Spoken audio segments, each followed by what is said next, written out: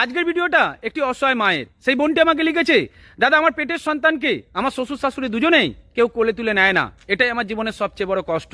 দেখো বোন, আমরা ছোটবেলা থেকে শুনে আসছি আসলের থেকে নাকি সুদের দাম বেশি।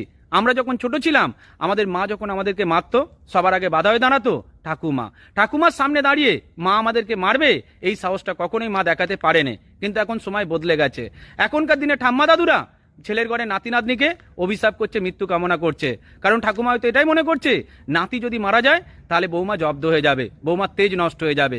কিন্তু ঠাম্মা দাদুরা এটা বুঝতে পারছে না যে নাতি নাতনিকে মৃত্যু কামনা করা মানে নিজের স্বর্গের বাতিটাকে ফুদিয়ে নিভিয়ে দেয়া।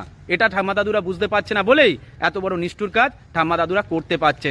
তবে তুমি কষ্ট পেও না বোন, তোমার শ্বশুর শাশুড়ি যে তোমার সঙ্গে ব্যবহারটা করছে ভালো করে খোঁজ নিয়ে দেখো। তোমার স্বামী হয়তো কখনোই তোমার শ্বশুর শাশুড়ির পেটের সন্তান হয়নি। তোমার শ্বশুর কিংবা শাশুড়ি হয়তো রাস্তা থেকে তোমার স্বামীকে কুড়িয়ে নিয়ে এসেছে বলেই তোমার শাশুড়ি তোমার সঙ্গে এতটা খারাপ ব্যবহার করতে পারছে।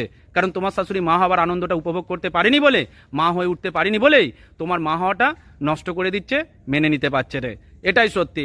ভালো থেকো বোন, ভালো থাকবেন প্রত্যেকে।